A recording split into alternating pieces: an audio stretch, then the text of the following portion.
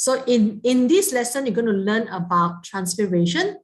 So in your learning outcome 7.2.3, explain that transpiration involves evaporation of water from the internal surfaces of the leaf, followed by diffusion of water vapor to the atmosphere. And then learning outcome 7.2.5, make an annotated drawing. It means a drawing with description of the leaves of the xerophytes. Xerophytes are plant, phytes are plants. Xero means very dry. So a plant that lives in a very dry area is called xerophyte. So we want to look at the adaptation of the leaves of xerophyte in order for it to reduce water loss by transpiration. So today's topic here is about transpiration. So this is the full definition of transpiration. So transpiration is the loss of water vapor. So it's in the form of gas already, yeah? Loss of water vapor from the surfaces of land plant. That means plant, we've got aquatic plant and land plant. So we're talking about only land plant transpire, okay? To its environment. Okay, loss of water vapor from the surfaces of land plant to the environment. So which means to say that if I'm talking about the plant, transpiration can occur at any part of the plant, all right?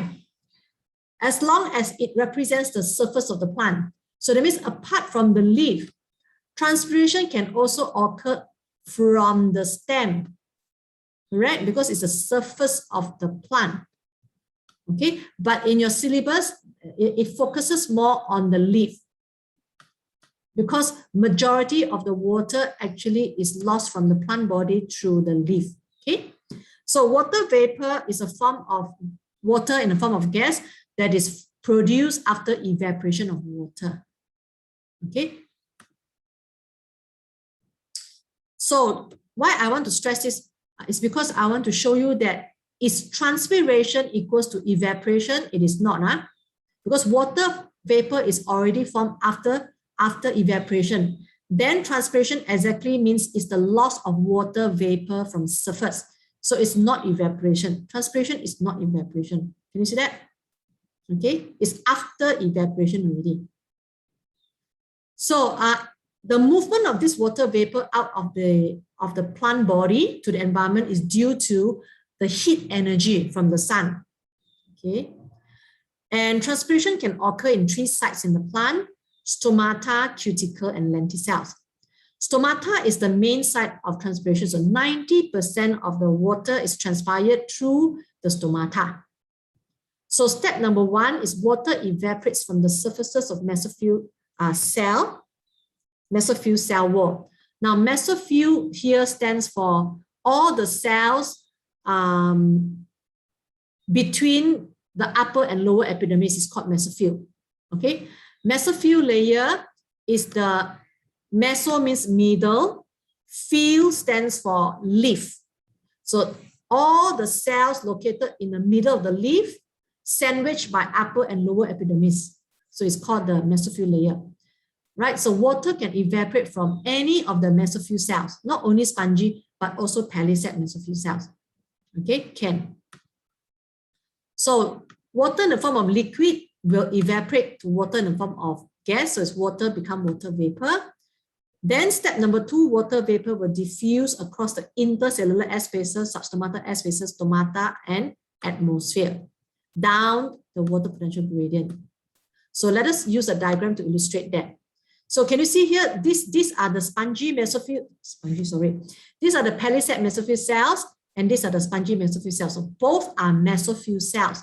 Can you see there are some air spaces between the cell wall of palisade mesophyll cell? So therefore, in any part of the wall that is facing the air spaces, water can evaporate. So therefore, water can evaporate from palisade mesophyll cell as well as spongy mesophyll cell. And of course, there are larger surface in the spongy mesophyll cell that is facing the air spaces. So there'll be more water evaporation from the surface of the spongy mesophyll cell than palisade mesophyll cell. Okay, so step 1, water evaporates from the wet surfaces of spongy mesophyll cell. Now, the surface of the cell wall is wet one, right? It's because the entire cell is filled with water. Then the cell wall also got water moving by apoplast. So therefore, the surface of the cell wall will be wet. Okay, so the water from the surface will evaporate, and then it travels in the form of water vapor through the intercellular air spaces, substomatal air spaces, passing through the stoma and go to the atmosphere. Okay, so let's look at in words. In the cellulose wall, hang on, what is cellulose wall here? So from the xylem vessel, the water passed through the cellulose wall of xylem vessel and go to the neighboring cell by apoplast and symplast pathway. Then in the mesophyll cell, the water evaporates to intercellular air spaces, travel to substomatal air spaces, then to the stomata, and finally to the atmosphere. In this diagram, I want to show you an additional pathway where the water can be lost to the surface of the plant, the leaf. Okay, so do you see here, stomatal transpiration? So the water vapor moves out of the plant through the stoma. So this is called stomatal transpiration. This one is called cuticular transpiration. That means the water is lost from the cuticle surface of the plant. So this is called cuticular transpiration. So water from the lower epidermal cell in the cell wall will diffuse through the cuticle, and then on the surface of the cuticle, it will evaporate and becomes water vapor. So this is called cuticular transpiration. Okay. So from epidermal cell, the water diffuse through the waxy cuticle, and then on the surface of waxy cuticle, evaporate into the atmosphere. Now, cuticle does not prevent water loss. We say that cuticle is waterproof, right? We say it's waterproof, but it does not prevent water loss. Why? Because cuticular transpiration can occur, that means water can pass through it. So it cannot prevent. So if it cannot prevent, that is waterproof. How do we describe it? We describe it as reduces water loss. Okay, cuticle reduces water loss. Less water will pass through the cuticle. Okay, now how come if cuticle is waxy, right? Waxy is like oil like that. How come is it water can still pass through? Now it's the same as our cell surface membrane. Remember, cell surface membrane water can pass through, right? It's because the water molecules are so small that it is smaller than the spaces between the phospholipid bilayer, right? So that's why water can pass through the spaces between the phospholipid bilayer. Even though the membrane, the center of the membrane, which is this part here, right? The center of the membrane is actually hydrophobic or non-polar. Water molecule can still pass through because number one, it is small, and number two, it is uncharged. So therefore, it can pass through the spaces between the phospholipid molecules. So in the same way, the water can also pass through the cuticle through the spaces between the molecules, the waxy molecules of the cuticle. Okay, so cuticular transpiration will cause 10% of the water to be lost by transpiration in this way. So 90% in stomata, 10% through the cuticle. Okay. Now there's one more part that water can be lost from the plant. In some plants, their stem got this special structure. Have you seen it before? Some plants on the stem there, they've got some like lesion kind of lines on it, where the internal cells are directly exposed to the atmosphere. Okay, so this structure here is actually called the lentisel. Okay, lentisels is a 1L, not double L, so it's not a cell. Okay, it's a structure called lentisel. So lentisels are small slits on the stem that is open for gaseous exchange. Okay, so because it's open to the atmosphere, therefore transpiration can also occur through the lentisels. So this is a micrograph of lentisel. You can see that it's actually the internal cell, right, is directly exposed to the air. The main purpose is for the cells to be able to obtain oxygen for respiration. But because it's directly exposed to the atmosphere, so transpiration will also happen. That means when water evaporates from the surfaces of these cells, it will then diffuse out from the plant already by transpiration. Okay? So, why transpiration for the plant? Number one, cooling of plant growing in overheated areas. So you know that when the water evaporates, it has to absorb a lot of heat before it can become gas. Okay, so when the water evaporates, a lot of heat from the plant body will have been absorbed, so that will help the plant to cool down. So it's very interesting. When in the afternoon, we've got the sun and it's very hot. It's hot outside, but it will also help the water to evaporate to cool down the plant. So there's a kind of balance that's happening on Earth, right? So this kind of happening. So can you tell me what is the name of the property of the water where you need a lot of water or a lot of heat before you can make the water evaporate? Rebecca? Could you please repeat the question?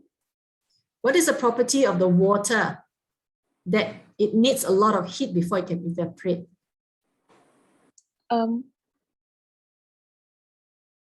Latent heat of evaporation. Try again. There's no evaporation inside the term one. Latent heat of something. Latent heat of something. Try again. You almost get the point. Know. Sure, you don't try? You don't know? Try. It's very close to evaporation, but it's not evaporation. Latent heat of condensation. Hello? Condensation is opposite of vaporization. Cannot. Okay, open to the floor. Oh, you all get ready already. Latent heat of vaporization. Yes, latent heat of vaporization. The first one is low Cesium. Okay. So, latent heat of vaporization. Low Cesium. Okay, latent heat of vaporization. So it's a revision for all of us. Okay, so second function, it is to produce a transpirational pool, right? So why you want to produce transpirational pool? Because the plant wants to transport high volume of water to the leaf for what purpose? Photosynthesis. And then also to transport mineral ions from the soil into the plant so that the cells can use the mineral ions to synthesize other molecules, right? For your information, chlorophyll contain a magnesium, Mg2+, in it. So in order for the plant to synthesize chlorophyll, it will need magnesium, okay, from the soil. Okay, so this example of the use of mineral ions, right? To replace water loss from transpiration. So also to use small quantity of water to make the cytoplasm, provide technical support, act as a solvent so that materials can be transported through the plant, act as a substrate in hydrolysis as well as photosynthesis, used for cell elongation. So when the cell elongate, water is being absorbed into the vacuole to expand the cell, and then the cell wall, being a primary wall, is more flexible. It can be pulled so that the cell can expand and becomes elongated using the force from the water, right? Now, what is the disadvantage of transpiration? Of course, a lot of water will be lost from the plant, but this is inevitable. Inevitable means the plant cannot avoid it. Why? Because daytime stomata will be open. So when the daytime stomata is open, why is it open? It's because it's open for the leaf to obtain CO2 and oxygen, right? The leaf in the daytime need to photosynthesize. So it needs to take CO2 from the air so that it can photosynthesize. So the stomata has to be open for the cells to obtain CO2 for photosynthesis and also to obtain oxygen for respiration. So the moment stomata are open, definitely transpiration will occur automatically. So therefore, we say that transpiration is inevitable because what? Hang on. Okay, I've explained this one. Because stomata need to be open for gaseous exchange, for CO2 uptake for photosynthesis, and oxygen uptake by respiration. And of course, there are other features in the plant that promote transpiration. Firstly, spongy mesophyll cells have got very large surface area because almost the entire wall of the cell is facing the air spaces. So there are a lot of air spaces for water to evaporate, large surface area for water to evaporate. So this will increase water evaporation. And there are also a lot of large air spaces. So when you got a lot of large air spaces, it will promote faster water loss because water moving from cell to cell is in the form of water in the form of liquid, okay, compared to water moving from air spaces through the stoma and out of the cell, right? Which movement is faster? Water in the form of liquid from cell to cell, okay? Water in the form of liquid from cell to cell, or water in the form of gas across the air spaces. So of course, water in the form of gas traveling across the air spaces is bigger because it's got higher kinetic energy. So the moment when the leaf has got a lot of air spaces, it will promote very rapid loss of water because it promotes the water vapor to move very quickly out of the plant compared to if the whole leaf is filled with cells, then the water can only move in the form of water in the form of liquid. So it's slower versus water which can move in the form of vapor is faster. Okay, so air spaces actually promote transpiration, loss of water to the atmosphere through the stomata. Okay. So let's try this past year question. Explain why transpiration is the inevitable consequence of gas exchange in land plants. You understand the question? Explain why transpiration has to occur. Inevitable means it has to occur because of consequences, because of gaseous exchange. Okay, so explain why transpiration must occur because of gaseous exchange. So very easy, right? Because of gaseous exchange, stomata has to be open. So what kind of gas? Oxygen and CO2. For what purpose? Respiration and photosynthesis. And therefore, diffusion can happen. So let's look at the mark scheme. Stomata has to be open for gaseous exchange, where CO2 is needed for photosynthesis, right? Oxygen is needed for respiration. And then, the moment stomata is open, what transpiration will happen is because there are large surface area of the spongy mesophyll cell facing the air spaces. So this promotes high rate of evaporation and rapid diffusion of water vapor to the atmosphere, to the air or to the atmosphere through the stomata. So full explanation. Okay. Explain how water passes from the stem to the air surrounding a leaf. Similar, right? So here you have to start from the stem. So in the xylem, in the stem, then to the leaf, and then to the air. So 4 marks. Okay, let us look at the mark scheme. So first, starting from transpirational pull or cohesion tension is the force that will pull the water molecule to move up the xylem, and from the xylem vessel go into the spongy mesophyll cell. So can you see mass flow is 1 mark? It's because of the adhesion cohesion. It will cause the water molecules to move up the xylem vessel. So this movement of water molecules rapidly in the same direction is called mass flow. So mass flow is a biological term, is 1 mark in exam. Okay, so after that, water will move into the spongy mesophyll cell. And then spongy mesophyll cell got large surface area. I prefer to write large surface area facing the air spaces. So this will promote evaporation of water, you see, from the dam walls to the either substomatal or intercellular air spaces. Then after that, water vapor diffuse, okay, through the stomata or cuticle also can, and then to the air or to the atmosphere. Okay, can So we have completed the lesson for today.